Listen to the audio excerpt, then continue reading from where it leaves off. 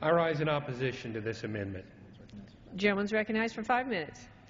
Thank you.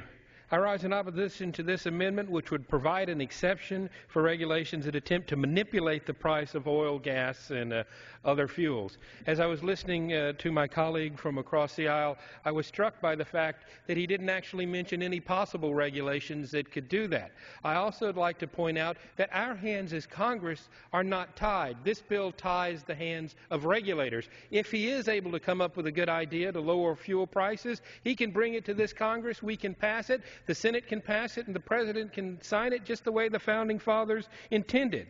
Just to be clear, I also want to point out that nothing in H.R. 4078 prevents the administration from taking any number of actions that would increase the supply of domestic oil and gas and lower the price of gasoline at the pump. The passage of this amendment, however, would do nothing to lower the price at the pump. Now, I realize this amendment seems to preserve the option to impose price controls. That's the only thing I could think of they could do. We learned back in the 1970s that price control does nothing but lead to shortage and lines at the gasoline pump. There's absolutely no reason we need to return to the failed policies of the Carter administration. Now, if the current administration were truly interested in providing relief at the pump, there are any number of actions they could do to increase the supply of oil and gasoline and lower the price at the pump. But the Obama administration's done little to tap into vast domestic resources that would increase the supply of American oil. Rather, under President Obama, permitting and leasing on federal land is actually down. Alas, the President has also vetoed the Keystone, or opposed to the Keystone Pipeline, which would have connected not only Canadian oil to refineries in the South, but would have also have connected the new finds in North Dakota in the Bakken Shale sands. You know, Canadian sands production is expected to double to 3 million barrels a day between 2010 and 2020, and domestic oil production will increase by as much as 20%.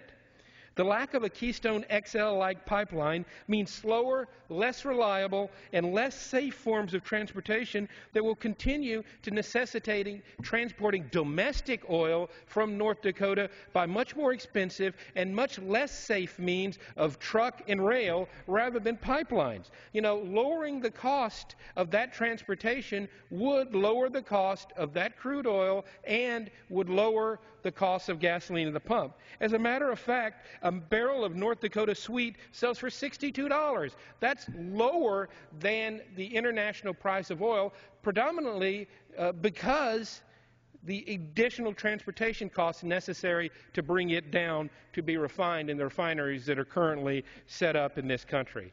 If this Bakken oil were made available to the rest of the country, we would see an economic boom. We would see lower prices for gasoline at the pump. We would see more jobs in America. The East Coast in particular needs this oil and this gas made available to bring costs down.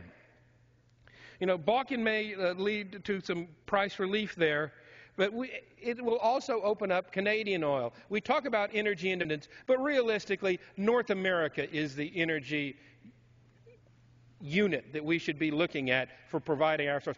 As we tap resources throughout the United States, Canada, and Mexico, we are going to be able to become energy independent much more rapidly than anyone ever thought as these new technologies develop to let us reach oil and gas deposits that we never, even 10 years ago, thought was possible. I was talking to a geologist just recently when I attended a field hearing in North Dakota, and he told me when he was in school, they always considered shale to be the source and would never be able to tap it. But technology has proved that wrong. And in fact, even with our current technology, we're only getting a small percentage of the actual oil trapped in that shale. I'm confident that as our technology develops, that is going to become more and more available. And this is going to take care of it. But what we know is what's running up the price of oil and gas is excessive government regulation. And if we can put a hold on government regulation so our businesses can know what they have to do to comply with those regulations and not have the goalpost